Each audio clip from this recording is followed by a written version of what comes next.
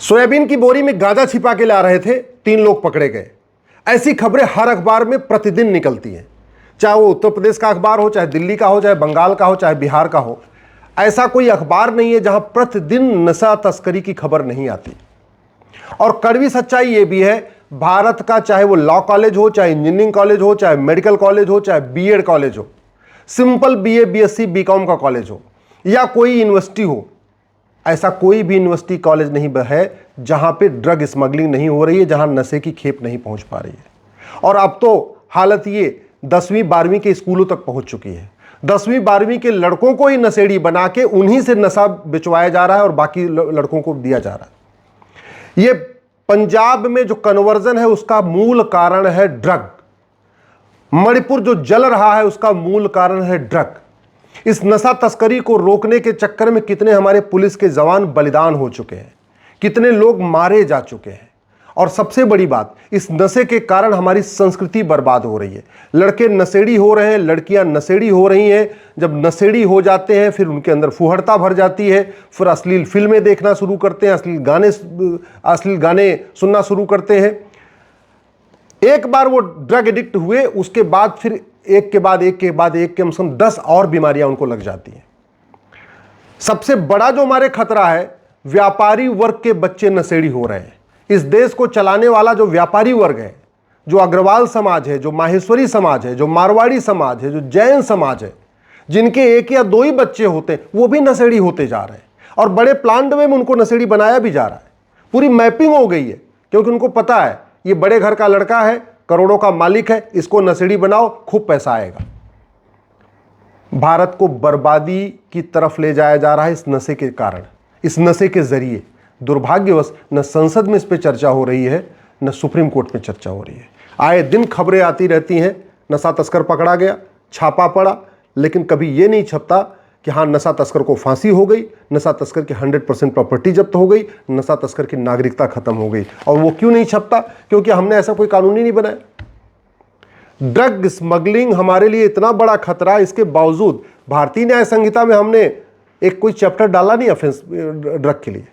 Drug जो है, ये ड्रग का कारोबार हमारी पूरी यंग जनरेशन को बर्बाद कर रहा है। इसके बावजूद हमने जो भारतीय साक्ष्य संहिता बनाई है, जो एविडेंस एक्ट बनाया, इसमें नशा तस्करों का नार्को टेस्ट होगा, पॉलीग्राफ टेस्ट होगा, ब्रेन मैपिंग टेस्ट होगा, ये हमने मैंडेटरी किया ही नहीं। ये ड्रग स्मगलिंग हमारी राष्ट्र की सुरक्षा के लिए खतरा है। अरे जब यंग जनरेशन ही बर्बाद हो जाएगी तो राष्ट्र बचेगा कैसे? जो देश होता है, जो राष्ट्र होता है, वो इसी से तो होता है कि उनकी यंग जनरेशन कैसी है, वो क्या कर रही है, कितना वो शक्तिशाली है, कितना वो उसके अंदर ज्ञान है, कितना उसके अंदर विज्ञान है। जब नशेड़ी हो जाएंगे तो बचेगा क्या? राष्ट्र की सुरक्षा के लिए खतरा। इसके बावजूद हमने जो एनएसए है, हमारा नेशनल सिक्योरिटी एक्ट, इसमें हमने ड्रग स्मगलिंग को शामिल ही नहीं किया। न ड्रग स्मगलिंग करने वालों पे एनएसए लग रहा है, न उनके मददगारों पे एनएसए लग रहा है। ड्रग स्मगलिंग से बड़ा अनलॉफुल एक्टिविटी कोई हो ही नहीं सकती।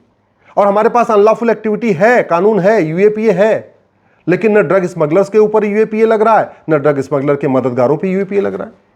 अल्टीमेटली जो ड्रग स्मगलिंग होती है, ये बाकायदा स्लीपर सेल हैं। जैसे आतंकवादियों के स्लीपर सेल होते हैं, ऐसे ड्रग स्मगलर के स्लीपर सेल होते हैं। और एक बात मैं आपको बता दूं, अब जो ड्रग स्मगलिंग हो रही है वो 2 करोड़ 3 करोड़ की गाड़ियों से हो रही है।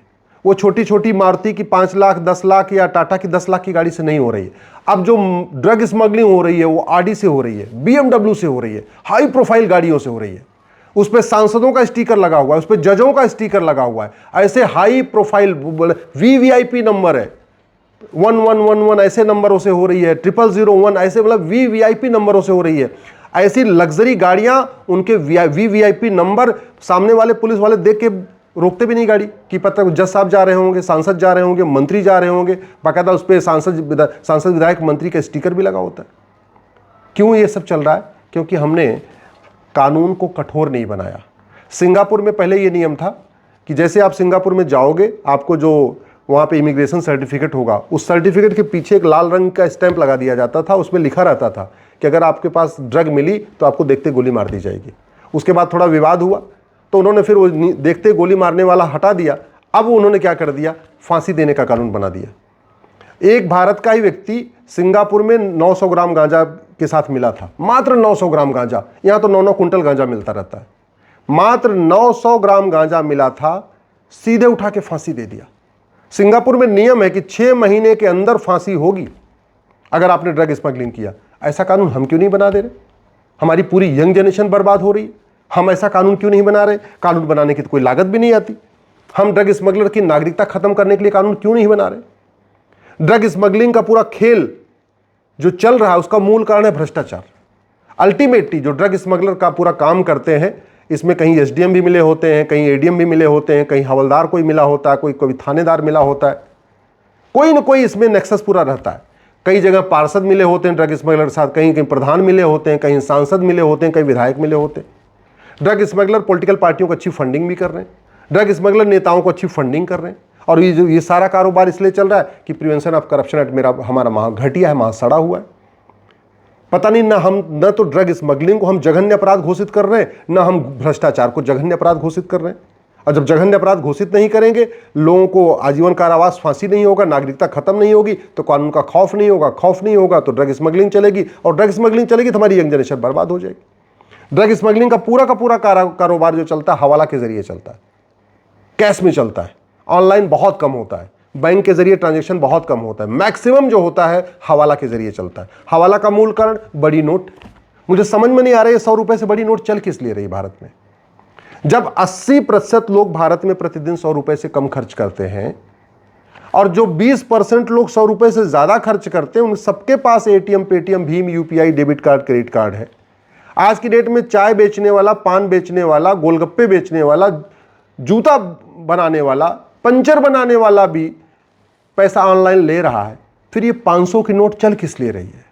ये 100 रुपए से बड़ी नोट बंद हो जाए, मैं कह रहा हूं 25% ड्रग स्मगलिंग ऐसे ही बंद हो जाएगी, क्योंकि हवाला कारोबार बंद हो जाएगा तो ड्रग स्मगलिंग बंद हो जाएगी। ये पूरा जो ड्रग स्मगलिंग का काला कारोबार चलता है वो ब्लैक मनी के जरिए चलता है। ड्रग स्मगलिंग का पूरा कारोबार ब्लैक मनी से चलता है, और ड्रग स्मगलिंग से ब्लैक मनी जनरेट होती है। और वो किस लिए चल रहा है? क्योंकि हमारा कानून महा घटिया है। हमने ब्लैक मनी को रखना, ब्लैक मनी को यूज करना, इसको जघन्य अपराध घोषित ही नहीं किया। ना हमने घूसखोरी को जघन्य अपराध घोषित किया, ना हमने हवाला कारोबार को जघन्य अपराध घोषित किया, ना हमने ब्लैक मनी को जघन्य अपराध घोषित किया। और ब्लैक मनी रोकने का सबसे बढ़िया तरीका है कैश लेन देन रोक लगा दिया जाए। एक हम नियम बना लें कि भाई अब आज के बाद से जिस सामान की एमआरपी 5,000 रुपए है, या जिसका चाहे वो बिजली का बिल हो, चाहे ट्रेन का टिकट हो, चाहे एयर का टिकट, कोई भी चीज जो 5,000 रुपए से ज्यादा है वो कैश लेन देन नहीं कर सकते। अल्टीमेटली जो ड्रग स्मगलर है, जो ड्रग इनका पैसा कमा रहे, इसे करते क्या है? लग्जरी लाइफ जीते हैं, महंगी गाड़ियां खरीदते हैं, फ्लैट खरीदते हैं, बढ़िया मोबाइल खरीदते हैं, यही तो करते हैं। अगर ऐसा हो जाए कि 5,000 रुपए से महंगे सामान आप कैश लेन में खरीद ही नहीं सकते, तो ऑनलाइन उनको करना पड़ेगा, और ऑनलाइन करेंगे तो पकड़े जाएंगे। भाई कोई व्यक्ति जो कमाता कुछ नहीं और साल में अगर 10 लाख की शॉपिंग कर रहा है, 20 लाख की शॉपिंग कर रहा है, तो पकड़ा जाएगा। सरकार के लिए पकड़ना आसान हो जाएगा। हम उसको कर ही नहीं रहे। पूरा का पूरा ड्रग स्मगलर का जो ड्रग स्मगलर है ये बेनामी लेन देन करते हैं। बेनामी लेन देन रोकने का सबसे बढ़िया तरीका है प्रॉपर्टी को आधार से लिंक कर दिया जाए। 130 करोड़ आधार बने हुए हैं, ऐसा कोई परिवार नहीं जिसमें 4-5 आधार नहीं है। तो हम जो लेन देन चल रहा है 50,000 रुपए से महंगे सामान का, उसको हम आधार से लिंक क्यों नहीं कर देते? भाई अगर आप लैपटॉप खरीदोगे, आप आईपैड खरीदोगे, आप आईफोन खरीदोगे, महंगा 50,000 रुपए से ऊपर कुछ भी खरीदोगे, सोना खरीदो, चांदी खरीदो, बर्तन खरीदो, जो भी खरीदो, वो सीधे सीधे आधार से लिंक हो जाएगा। मैं गारंटी के साथ कहता हूं ये ड्रग स्मगलिंग रुक जाएगी। और सबसे इंपॉर्टेंट, इतना हमने दुनिया भर के डॉक्यूमेंट क्यों बना रखे हैं? हम क्यों सिंगल यूनिक डॉक्यूमेंट क्यों नहीं बना रहे? जब आधार बना था तो उसका नाम था यूनिक आइडेंटिटी। मतलब यह था कि जो आधार का नंबर होगा यही नंबर सबका नंबर हो जाएगा। आज भी ये काम शुरू नहीं हुआ, जबकि आधार कितने साल हो चुके हैं? लगभग 15 साल बीत चुका है आधार का पूरा लागू किए हुए। आज भी मैं कहता हूं आप पैन नंबर वही होना चाहिए जो आधार नंबर हो, आपका ड्राइविंग लाइसेंस का नंबर वही होना चाहिए जो आधार का नंबर है, आपका राशन कार्ड का नंबर वही होना चाहिए जो आधार का नंबर है, आपके पासपोर्ट का नंबर वही होना चाहिए जो आधार का नंबर। आप सिंगल आइडेंटिटी रखिए, आधार नंबर ही व्यक्ति की पहचान हो। और जहां भी वो ट्रांजैक्शन करे, एयरपोर्ट से गुजरे, महंगी शॉपिंग करे, कुछ भी करे, वहां आधार पे आप उसका अंगूठा लगवाते जाइए। बड़े आराम से ड्रग स्मगलिंग रुक जाएगी। ये ड्रग स्मगलिंग रोकना कोई बहुत मुश्किल काम नहीं है। 100 रुपए से बड़ी नोट बंद करिए, 5,000 रुपए से महंगे सामान का लेन देन बंद करिए, 50,000 रुपये महंगी संपत्ति को आधार से लिंक करिए, यूनिक आइडेंटिटी बनाइए। जो दुनिया भर के पासपोर्ट नंबर, ये नंबर, वो नंबर चल रहे हैं, इनको सबको आधार नंबर ही सबका कॉमन नंबर करिए और जस्टिस विद इन ईयर लागू करिए। नशा तस्करों और उनके मददगारों की 100% प्रॉपर्टी जब्त करने, नागरिकता खत्म करने, आजीवन कारावास, फांसी देने के लिए कानून बनाइए। मैं गारंटी के साथ कहता हूं 6 महीने के अंदर नशा तस्करी भारत में बंद हो जाएगी और जो करोड़ों माँ बाप नशेड़ी बच्चों से परेशान हैं उनकी समस्या खत्म हो जाएगी। जो करोड़ों बहनें नशेड़ी अपने पतियों से परेशान हैं उनकी समस्या खत्म हो जाएगी। जो करोड़ों बच्चे नशेड़ी बाप से परेशान हैं उनकी समस्या खत्म हो जाएगी। नहीं तो हम मंदिर बनाते रहें, ये करते रहें, वो करते रहें, प्रार्थना करते रहें, सेमिनार करते रहें, कॉन्क्लेव करते रहें, इससे कुछ नहीं होगा। ये नशा और फुहड़ता भारत को बर्बाद कर देगा और जहां हम पहुंच चुके हैं, अगर अभी भी हमने नशा और फुहड़ता नहीं रोका तो 20 से 25 साल के बाद भारत ऐसा होगा जो आपने सोचा भी नहीं था।